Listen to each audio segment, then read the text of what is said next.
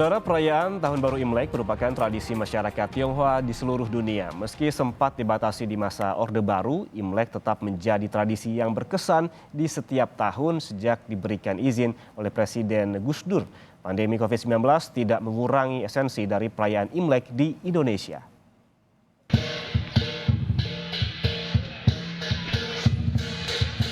Tahun Baru Imlek merupakan perhelatan terpenting bagi etnis Tionghoa.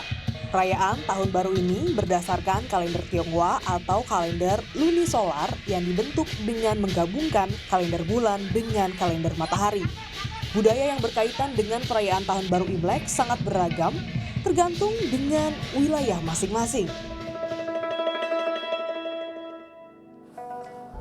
Tak jauh berbeda dengan etnis Tionghoa di berbagai penjuru dunia, perayaan Tahun Baru Imlek juga dihelat oleh etnis Tionghoa di Indonesia sejak beratus-ratus tahun kedatangan mereka di bumi pertiwi Indonesia.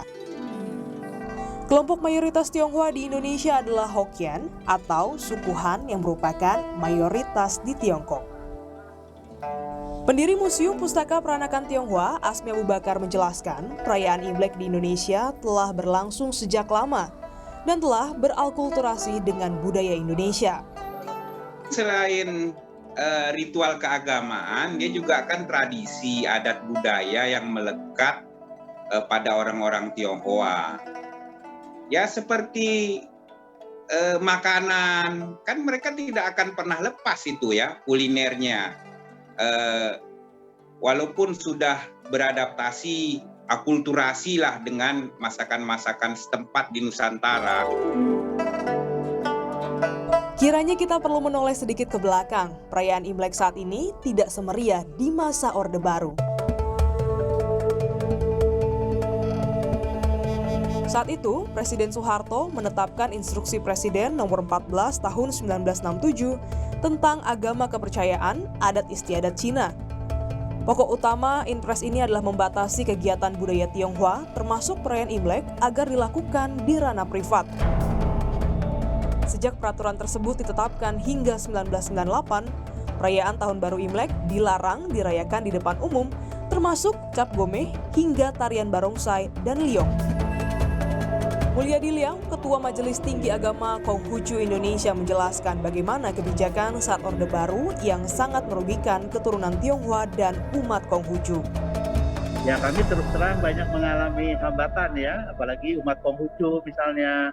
KTP di kolom agama tidak boleh dicantumkan, pencatatan pernikahan kami pasangan Konghucu itu juga tidak dicatatkan di catatan sipil, sehingga banyak kendala ya, semacam festival budaya, ada barongsai, ada liong, pada saat itu ya tidak diperkenankan, tidak boleh. Jadi sangat dibatasi ruang gerak kita itu. Bahkan rumah ibadah pun tidak boleh menuliskan katakanlah dalam bahasa Mandarin ya. Selain itu, mantan anggota DPR, Frans Tsai, menganggap kebijakan Orde Baru merupakan salah satu diskriminasi etnis Tionghoa. Apa Orde Baru dengan tahu dan mau mengeluarkan Inpres seperti ini? Setelah itu konsekuensinya berat. Kenapa? Jelas-jelas itu mendiskriminasikan warga negara Indonesia keturunan Tionghoa. Kalau saya melihat ini adalah suatu pola menghilangkan identitas dari sebuah kelompok yang namanya Tionghoa supaya katanya membaur menjadi orang Indonesia. David Gunawan, peranakan Tionghoa menjelaskan segelintir pengalamannya Imlek di kala Orde Baru. Tahun 73 sampai 80 saya sempat sekolah di Taiwan ya, jadi SD sampai SMP di sana. Jadi saya merasakan perbedaannya. Yang mana di sini sunyi senyap ya, tidak boleh kata tidak ada perayaan Imlek ya. Jadi misalnya sekolah aja pun bolos untuk ikut perayaan Imlek. Imlek semasa Orde Baru dirayakan secara sembunyi-sembunyi karena rezim Orde Baru masih mengacu pada terutama Instruksi Presiden Nomor 14 Tahun 1967 tentang agama kepercayaan dan adat istiadat China. Namun, kebudayaan yang mengakar tidak bisa dihapuskan begitu saja. Hingga akhirnya, Presiden Abdurrahman Wahid atau Gus Dur mencabut instruksi Presiden nomor 14 tahun 1967 dengan mengeluarkan keputusan Presiden nomor 6 tahun 2000.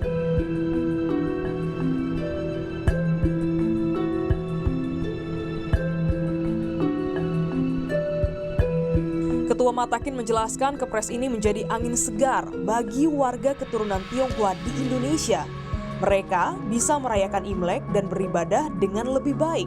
Dengan Gus Dur ya, beliaulah salah seorang presiden yang berani mencabut Inpres nomor 14 tahun 67 itu ya.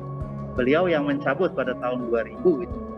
Ya, sehingga umat Konghucu khususnya dan etnis Tionghoa pada umumnya mulai mendapatkan angin segar ya, bisa mengekspresikan budaya, kemudian kami juga bisa leluasa untuk beribadah di kelenteng ya, di tempat-tempat ibadah kami sejak Gus Dur lah pada saat itu. Selain itu, Fransai menilai sosok Gus Dur merupakan seorang bapak bangsa yang menciptakan toleransi di masa kepemimpinannya. Dia seorang negarawan, dia budayawan, negarawan, dia bapak bangsa yang saya sangat hormati. Gus Dur lah yang berani mendobrak. Meskipun pemerintahan Gus Dur itu hanya sebentar, tetapi salah satu yang sangat menentukan masa depan adalah dia berani ya menghilangkan ya Inpres nomor 14 tahun 67 dari Soeharto. Saya namakan Gus Dur sebagai pendobrak. Beliau ini memenuhi kriteria dari kata-kata bijak dari Lao Tzu kan, salah satu filsuf Tiongkok yang paling terkenal. Lao Tzu mengatakan, perjalanan 1000 mil selalu dimulai dengan langkah pertama yang benar. Tak berhenti sampai mengeluarkan Kepres nomor 6 tahun 2000, Gus Dur menindaklanjuti keputusannya dengan menetapkan Imlek sebagai hari libur fakultatif, berlaku bagi setiap etnis Tionghoa di Indonesia berdasarkan keputusan nomor 13 tahun 2001, sebelum ditetapkan menjadi libur nasional pada 2003 oleh Megawati Soekarno Putri. Kepres yang diterbitkan oleh Gus Dur menjadi kenangan manis bagi warga keturunan Tionghoa. Tidak hanya merayakan pergantian tahun baru, namun juga beribadah di saat Imlek. Juga barangkali ada yang pindah luar kota, jadi bisa datang berkunjung ke orang tuanya. Hal serupa juga dialami Nyonya Weni, kelahiran 1945 yang juga merupakan keturunan Tionghoa atau Cina Benteng. Ia tetap menjalankan tradisi leluhur. Tahapan sebelum Imlek hingga perayaan Imlek menjadi ungkapan syukurnya kepada Tuhan. Sejumlah makanan wajib tersedia untuk selalu menjaga tradisi dan harapan yang lebih baik di tahun mendatang. Itu agar sama kue lapis sama buah kolang-kaling. Itu wajib. Kalau daerah Tangerang ya, Itu menandakan apa sih kue lapis, agar, kolang-kaling itu ada filosofinya, ada ceritanya. Kalau pertama kita makan agar supaya seger kan, agar seger, sehat.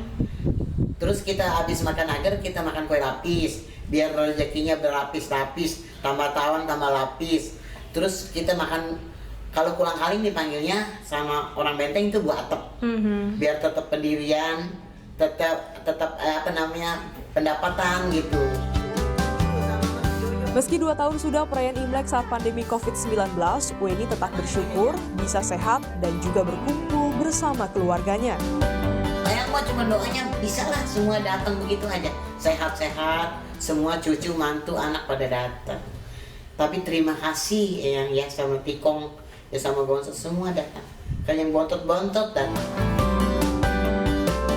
Bagi warga keturunan Tionghoa, Imlek tak hanya pergantian tahun, melainkan momentum untuk berkumpul dan berdoa. Pandemi membuat pertemuan dan perayaan Imlek dilakukan secara terbatas. Imlek di tengah pandemi tidak mengurangi esensi kerukunan warga keturunan Tionghoa di Indonesia. Isok Tania, Kompas TV, Jakarta.